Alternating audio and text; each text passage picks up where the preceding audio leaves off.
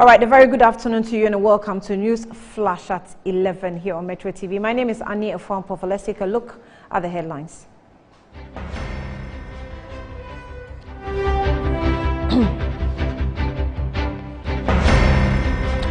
Minister of Education justified spending over 33.6 million Ghana cedis for purchase of past questions for 2020 WASSCE students. Speaker of Parliament Aban Babin cautions members of Parliament to be mindful of their utterances outside the floor of Parliament. And later in the bulletin, South African government to deploy 25,000 troops after several days of unrest and looting. Same stories.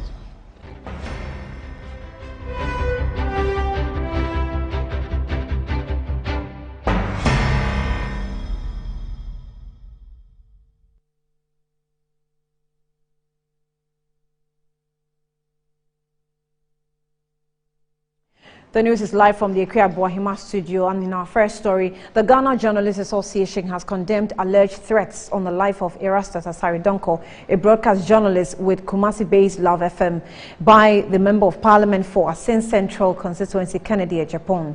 Addressing a press conference earlier today, President of the association, Afel Moni, said the threat is a form of impunity against journalists in the country and must be condemned. Metro News' Elvis Ando was at the event and has the rest of the story.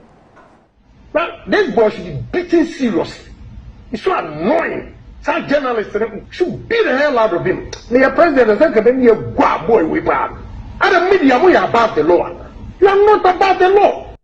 Speaking at a news conference organized by the Ghana Journalists Association, Ghana Independent Broadcasters Association, Editors Forum, Media Foundation for West Africa and others, the president of GJA, Roland Afel Moni, said the utterance made by the Asin Central MP Kennedy Japan is an open threat on the life of Joy News Erastus Asare Donko. It can be a fatal gamble to toy with the threats against the life of Erasmus Asare Donko. Every life is of sacred worth and intrinsic value. The right to life and personal liberty is of primordial importance, which all Ghanaians everywhere and at all times must enjoy. The life of Erasmus Asare Donko must be protected at all costs. According to him, same utterance made by the legislator claimed the life of Tiger Eye journalist Ahmed Swale, hence a call to the Minister of Justice Godfred Dame and the National Security to act as mandated by the Constitution. We urge the National Security apparatus to take this up with urgent promptitude and utmost seriousness. It is not enough for the petition to the relevant quarters to gain traction. What is most needed is concrete action on all fronts to address the issue. He admonished journalists to remain resolute in the discharge of their duties without fear. As for the enemies of press freedom, the laws must bite and bite them hard, regardless of who they are or what they have. That way, our national motto of freedom and justice will hold true. To all journalists, we urge you to be unafraid and unintimidated as you unravel the truth, expose dark spots, hold power to account, and illuminate society with quality news and information. The president of the Ghana Journalists Association urged the government to deal with such impunity which stains the country's enviable reputation as the citadel of press freedom in Africa. Elvis Ando, Metro News. In another development, Member of Parliament for Asin Central, Kennedy Ejapon, has been referred to Parliament's Privileges Committee over contemptuous comments and threats made against multimedia journalist Erastus Asaridonko. Now, the request was made by MP for Tamale North Central Alhassan S. Suhini and granted by Speaker Alban Sumane Papin. The Privileges Committee is chaired by First Deputy Speaker Joe Osei-Wusu. Let's listen to Alhassan Suhini speak on the floor of the House. Mr. Speaker, my basis is on the conduct of the said member on his own television network, which has caused another network, Joy FM, to refer him to the CID for investigation. Mr. Speaker, the letter from Multimedia to the CID quotes what he said on his show. Mr. Speaker, I also have a copy of the said program as attached to the petition sent to the CID. And this letter by Multimedia is dated July 13, 2021, where he is copiously referred to as the chairman of the Committee of Defense and Interior. And Mr. Speaker, for those utterances to be attributed to the committee chairman of this House, Mr. Speaker, I think it calls for the attention of this House, for the chairman of the Committee of Defense and Interior to go public and urge that the President, the Commander-in-Chief, beats people, physically assaults people. He says, and I quote, Mr. Speaker, that if he were the President of Ghana, he would have ensured that the said journalist, Erastus Asaridonko, is beaten mercilessly. Mr. Speaker, he says that in fact, Erastus Asaridonko should be beaten seriously. And Mr. Speaker, this comes in the wake of another such utterances he made in relation to Ahmed Swale,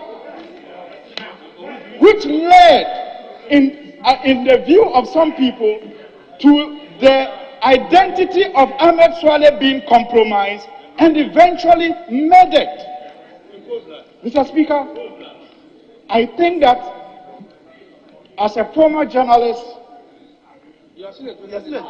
I feel obliged, Mr. Speaker, to draw the House's attention to this conduct of an honorable colleague of this House, which in my view,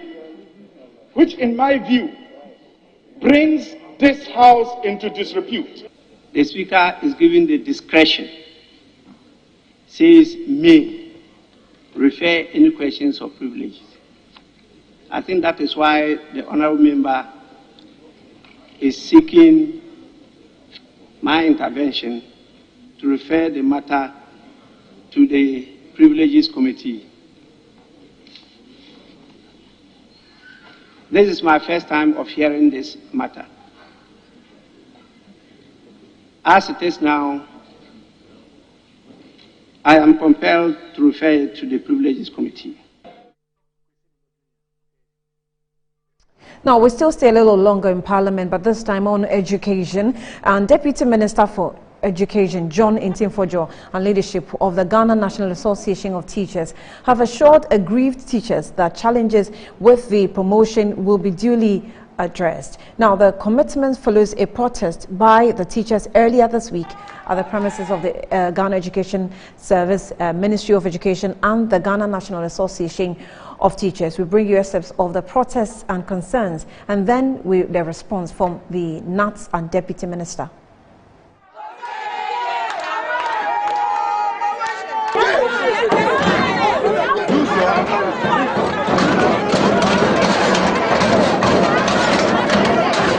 To bring our document, then you close the edition all of a sudden, then you tell them sorry you have failed, and you are happy. You are happy. It's the person sick when he was seated by the machine. You know what to do to get your script. Is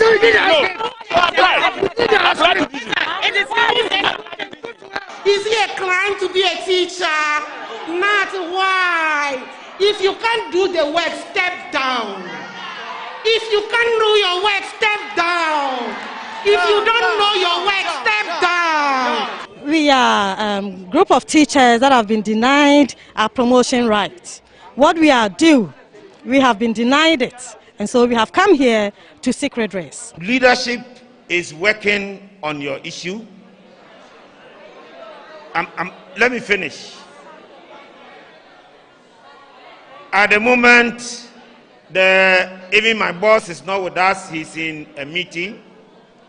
We have listened and heard all the issues that you have raised. We are also going back to the drawing board. Some new information have been received. We'll get back to the drawing board, discuss with the management of the Ghana Education Service, then we will get back to you at an appropriate time. I must indicate that your petition has been received. I have met your leaders. Even beyond reading your petition, we have sat down and listened extensively to your leaders. They have explained all the nuances and the very core challenges and the grievances that you have and the interest that you seek redress on. We have taken notice of them. The Minister, Dr. Yao Ose Educhum, has also received the petition in good faith.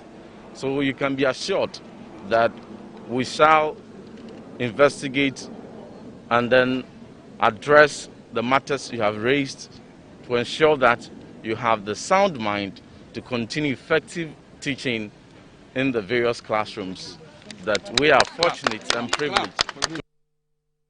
That was the Deputy Minister for Education, who is also a Member of Parliament. We still stay a little longer with education, and the Minister for Education has defended his outfit decision to purchase 568,755 past questions for the 2020 candidates of the West African Senior High School Certificate Examinations at the amount of 33,441,000 cedis through a single-source procurement contract.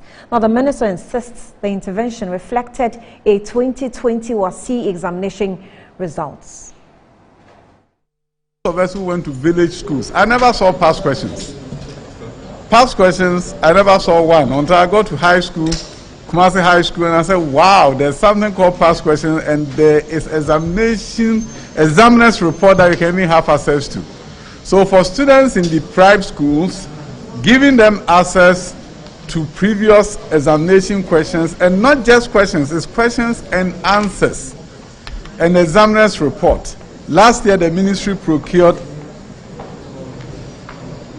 for the students, and the cost was 71.25. This year, the cost is 78, given the fact that they've added 2 more years of past questions and answers and examiner's reports over a period of time, and that is the facts. And that is what the ministry has done. That is what we referred to on the floor of Parliament in terms of the procurement that was done.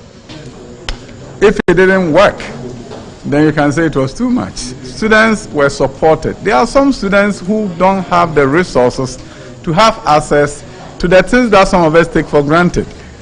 And we can pontificate about a number of things, but when it comes to education of our children, especially those who are in deprived communities, for whom this is a luxury, I think it was a good investment by the ministry during the last term, and the results is out there for everybody to see that it really supported the students. The pupil-teacher ratio of 21 is one of the best in the world.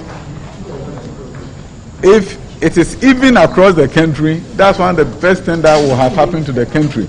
The challenge you have is that you go to a place where, because of deployment challenges, their rate may be very high. And then you go to certain places in the cities and the pupil-teacher ratio is significantly less. So the issue is not so much about the fact that it's 21. If you have 21 students to a teacher, it's not a bad thing. It's a very good thing. Unfortunately, there may be some communities where you may have 50 or 60. And other communities may be about 10 or 15, and that is what the Ghana Education Service is working on, to ensure that it will be more. Now, on this same development, we've been joined via Zoom by the Executive Director of African Education Watch, Kofi Owusu-Osare, to help us get more insight on the expenditure of 33.6 million Ghana cedis by government on the past questions for both 2020 and 2021 WASSCE candidates. Thanks for joining us, Mr. Owusu-Osare, for your time. Can we now find out from you what you actually make of the development or the revelation by the minister? Good. My name is Kofi Asare, not Kofi Owusu-Osare. Right, thank you. And greetings to your cherished audience. African Education Watch has no position against the provision of past questions to students preparing for WASSCE if the Ministry of Education and the Ghana Education Service so determines that making past questions and answers and examiners report available to students enhances their preparation towards examination. We will have absolutely no issue against it, and indeed we will actually support that move because it will inure to quality learning outcomes of the Ghanaian students. Our issue is about the procurement of these past questions. So far as we are concerned, there is no basis for single sourcing the compilation of past questions and answers and examiners reports. There's actually no basis. Why are we saying this? Because one, the company that has been sole sourced to actually, that have been single sourced to do this work, is not even a publisher. Kingdom Books is not a publishing company. They are a bookshop. And apart from that, the fact that last year it was single source to Kingdom Books doesn't mean that it was right. I'm sorry. We believe that, as His Excellency the President indicated sometime in 2016, this country has a big problem, and our problem is that we have made single source and restricted procurement a norm instead of an exemption. And that we're expecting that when His Excellency took over, in line with his promise to make single source and then restricted tendering an exemption rather than the norm, it would have been carried through. Unfortunately, in the past 4 years or 5 years in the Ministry of Education, the scarcest commodity is competitive bidding. It is very difficult to find one. Every government project is virtually being single sourced or being procured on a restricted tender. So we are actually doing the very things that we spoke about, you know, and a society that fails to do things differently and keeps doing the same things over and again will definitely not get new results. It will be the same old results. So we are raising issue with spending inefficiency in respect of resorting the compilation of past questions to single source procurement when we have an opportunity of subjecting it to competitive bidding to get value for money. That is our problem we have. But in terms of the past questions for students, we are in support of it because we have no evidence to suggest that it will not support the preparation of students for the examination. We have no such evidence. During his time, he did not have access to past questions. There was nothing in existence as such. However, they were able to write exams and passed anyway. Today, we find him as the Minister for Education. What really is the necessity that government must go as far as spending on you know, buying past questions where all these issues of sole sourcing and competitive bidding come up, where people, there are matters or allegations of corruption within this act? I have a different view. Let me indicate I have a different view. This is not Education Watch's view, but my personal view. I have a different view of the past question issue. If government believes that past questions enhances performance of student in examination, perhaps riding on the back of last year's past questions and the last year's WASSCE results, I have no evidence to challenge that. Indeed, whatever the child needs to prepare them adequately for examination, I am fully in support of government providing same once government can afford it. But my challenge is this: how sustainable is it to be buying 35 million worth of past questions every year for Ghanaian students when some of the students at the basic school level are sitting on the bare floor, lying on their bellies and writing on the floor? They don't have books, they don't have desks, and about 5,000 schools are taking place under trees. How do you justify such expenditures? You understand? Yeah. Because the education sector must be seen as a holistic entity and not just secondary education. No, the raw material is produced at the basic level. If the quality of the raw material is deficient, you will not have quality at the secondary level. So you don't spend money like this at the secondary level and deprive basic ed of such resources. The point I'm making is that we have textbooks in secondary schools. Textbooks are used by students and left over. Textbooks are used for as long as 5 years in schools before government replaces them. Why is it that for textbooks, students can reuse and reuse textbooks for up to 5 years before government replaces them? But when it comes to past questions, government approaches it as a disposable. Every year you are buying close to 500,000 past questions every year. Why can't students use the past questions, leave some over? Next year, the next batch will come and use them, hand them over for at least 3 years, just as we have been doing for textbooks. That is where I want the discussion to focus on. Issues relating to sustainability and cost efficiency. We need to begin to move from the era of students taking away past questions when they leave. At the end of the day, the past questions we are talking about are used by students maximum 6 weeks. I repeat, maximum 6 weeks. Compared to textbooks that are used by students throughout the whole academic year for between 3 and 5 years. As we speak, the past questions are not ready yet. They are not in the schools. They will arrive in the schools perhaps in August. That will be just 1 month before examination. So the engagement students will have with the past question will be between 4 and 6 weeks. Why should the student take that past question away for government to have a reason to spend another 35 million next year again on past questions? I'm sorry. An economy that relies on loans, an education system that relies heavily on loans to survive, should not be seen spending its cash resources, its credits or procured loans in this manner. We need to be a bit more diligent in spending so that we can save money and redistribute resources to other sectors of the economy, of the education system that lack resources, especially the support that rural schools need. Executive Director of Africa Education Watch, Kofi Asare. We will leave it here, but we definitely will engage you some more as more details continue to unfold on this development. Thank you for your time. Right, so you're still watching NEWSFLASH here on Metro TV. We'll go for a quick breather. We'll be back shortly.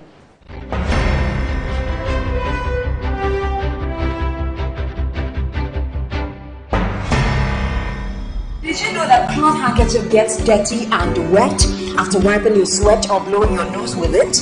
Keeping a dirty handkerchief in your pocket or bag is very unhygienic. Reusing it increases your chances of getting sick from germs. That is why I always use Flora disposable handkerchiefs. Flora disposable handkerchiefs is disposable, thus making it a more hygienic option. It's thick and very absorbent. With 10 tissues in a pack, Flora disposable handkerchief is better than a cloth handkerchief. Mommy. The Flora toilet roll, Flora multi-purpose paper towels, Flora table napkins, and Flora box tissues in a shop near you. For bill purchases, call Delta Paper Mail on 0243 033 033. The search for a reliable partner in dealing with your Uton bus needs has been made easier and convenient with SA Automobile. SA Automobile, formerly Uton Ghana Limited, has been in the business of offering quality Uton product and in the sale of Uton buses, genuine spare parts, its repairs and maintenance at a highly effective workshop with remarkable speed. We also have available the sale of Camel car batteries, Weichai and Kia spare parts, Zonton coaches and light duty vehicles for everyday movement. Contact us on 020 000 0831 or 054 555 7500. You can also email us info@saautomobilegh.com or visit our website at www.saautomobilegh.com. SA Automobile, the pleasure of doing business with you is all ours.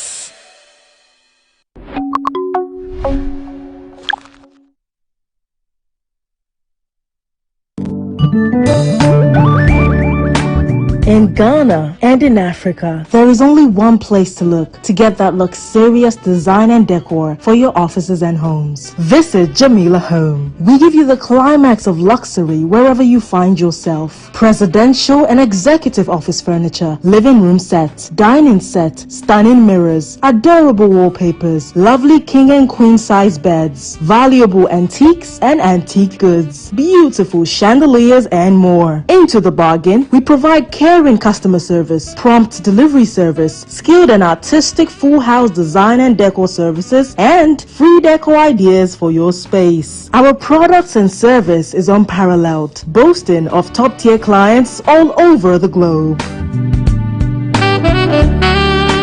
Jamila Home, home of first-class quality furniture, beautiful chandeliers, and antiques.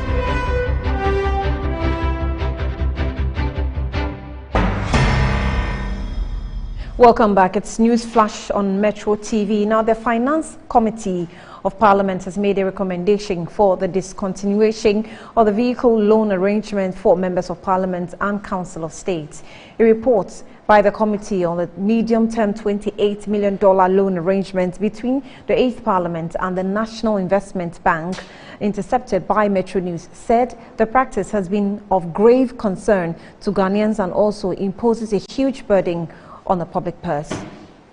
The Finance Committee nonetheless wants the new loan arrangement to be implemented in the future, which means that members of Parliament and Council of State members can still benefit from the current loan agreement of $28 million and $3.5 million respectively, tabled by the Finance Ministry. This was captured in the report of the Finance Committee on the two loan agreements cited by Metro News. There has been a huge public backlash about the loans amidst the economic challenges in the country. The committee is thus urging Parliament and the Parliamentary Service to take the necessary steps to ensure the provision is discontinued. The committee said it has taken note of the recent concerns expressed by many Ghanaians about the burden of the current arrangement on the public purse. The committee's request comes shortly after a motion filed by the North Tongue Member of Parliament and the Member of Parliament for Kankwe Central, Patrick Boama, asking Parliament to reject $28 million